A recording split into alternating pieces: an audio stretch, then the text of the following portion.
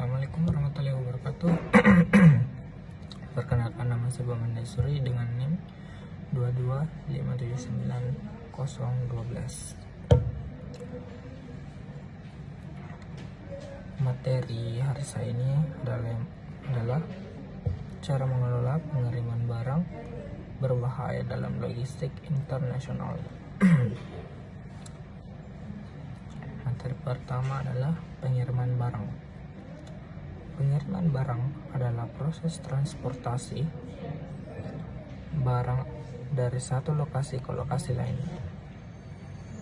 Proses ini melibatkan berbagai tahapan, mulai dari penjemputan barang, pengemasan, pemuatan, pengangkutan, hingga pengiriman akhir ke tujuan yang ditentukan. Pengiriman barang dapat dilakukan melalui berbagai moda transportasi seperti darat, truk, kereta api, laut, kapal laut, dan pesawat. Beberapa elemen penting dalam pengiriman barang meliputi: 1. Logistik, perencanaan dan pelaksanaan perpindahan barang. 2. Tracking, pemantauan posisi dan status barang selama dalam perjalanan. 3. Dokumentasi, pengurusan dokumen yang diperlukan seperti invoice, packing list, dan bill of lading. 4. Asuransi, proteksi barang dari kerusakan barang berbahaya. Barang berbahaya adalah benda atau zat yang dapat menimbulkan bahaya terhadap kesehatan, keselamatan, properti, atau lingkungan. Barang-barang tersebut perlu dikemas, ditandai, diberi, dan personel yang telah menerima pelatihan mengenai barang berbahaya guna memastikan barang tiba dengan selamat di tempat tujuan. Ada 9 kelas barang berbahaya dan penting untuk mengetahui produk mana yang termasuk di dalamnya. Beberapa barang seperti bahan peledak dan racun jelas berbahaya, tapi item yang dibatasi lainnya mungkin akan mengejutkan Anda. Misalnya barang mudah terbakar seperti cat, parfum adalah material berbahaya karena dapat menimbulkan bahaya dalam pengiriman. Produk yang berisi baterai lithium seperti telepon seluler atau laptop juga dapat ditetapkan sebagai pengiriman yang dibatasi. Logistik internasional.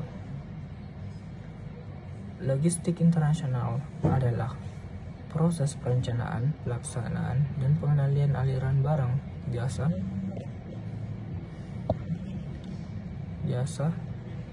dan informasi dari suatu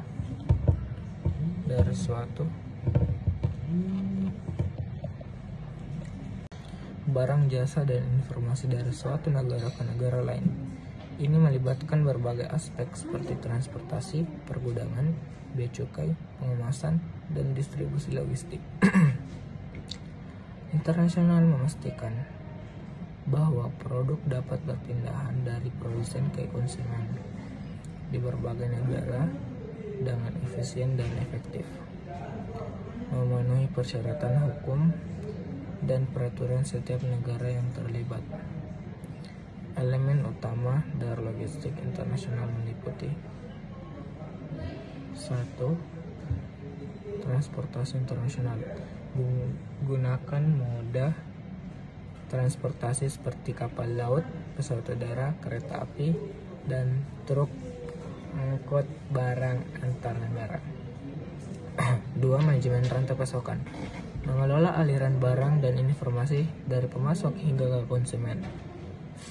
3. Bea cukai dan kepabeanan, memastikan kepatuhan terhadap regulasi bea cukai dan perpajakan di berbagai negara. 4. Pengemasan dan pelabelan, menyiapkan barang dengan pengemasan yang sesuai dan memberikan label yang diperlukan untuk mengekspor impor. 5. Distributor, menyebarkan produk ke berbagai lokasi di seluruh dunia sesuai dengan permintaan pasar. Cara mengelola pengiriman barang berbahaya dalam logistik internasional.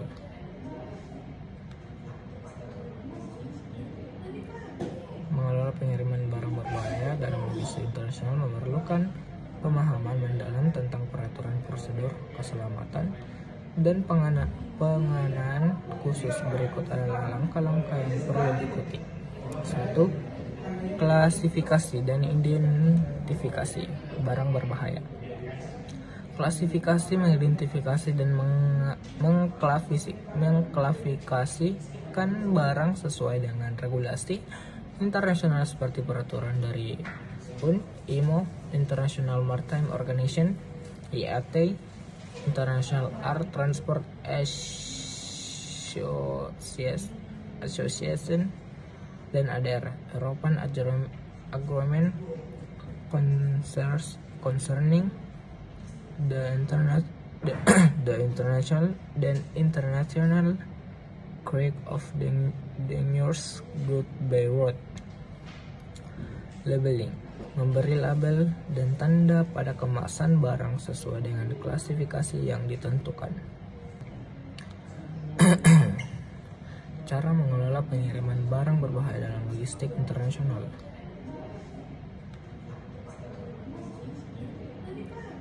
Mengelola pengiriman barang berbahaya dalam logistik internasional memerlukan pemahaman mendalam tentang peraturan prosedur keselamatan dan pengenaan khusus. Berikut adalah langkah-langkah yang perlu diikuti. 1. Klasifikasi dan identifikasi barang berbahaya. Klasifikasi, mengidentifikasi dan mengklasifikasikan barang sesuai dengan regulasi internasional seperti peraturan dari PUN, IMO, International Maritime Organization, IATA, International Air Transport Association, dan ADR, European Agreement Concerning the International Trade of Dangerous Goods by Road. Labeling, memberi label dan tanda pada kemasan barang sesuai dengan klasifikasi yang ditentukan. 2. Pengemasan yang tepat, menggunakan kemasan yang sesuai dengan standar internasional untuk mencegah bocor, pecah, atau reaksi berbahaya selama pengangkutan. Memastikan kemasan dilengkapi dengan simbol dan label yang tepat sesuai dengan jenis bahaya yang ditimbulkan oleh barang tersebut. 3. Dokumentasi yang lengkap. Menyediakan yang diperlukan seperti material safety data sheet atau disingkat JASAD atau biasa yang disingkat MSDS, deklarasi barang berbahaya, dan izin khusus jika diperlukan. Mengisi melampirkan semua dokumen yang sesuai dengan regulasi negara asal, transit, dan tujuan. Menggunakan kemasan yang sesuai dengan standar internasional untuk mencegah bocor, pecah, atau reaksi berbahaya selama pengangkutan.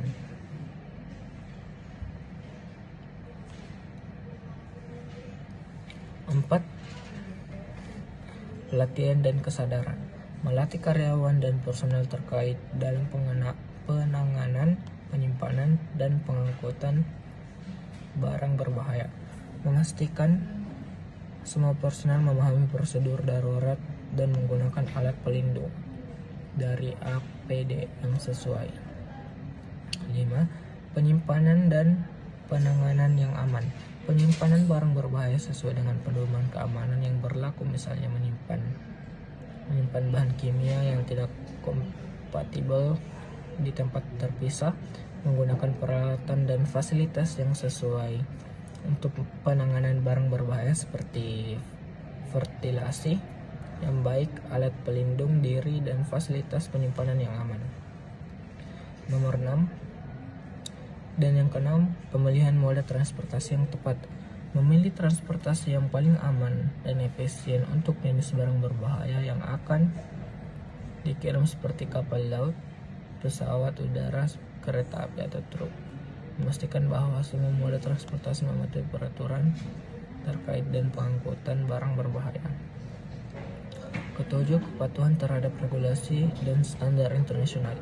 Memastikan semua aktivitas pengiriman mematuhi peraturan dan standar internasional yang berlaku seperti IMG, Kode International Maritime Dangerous Goods Code, kode untuk pengangkutan laut, dan ICAO-T.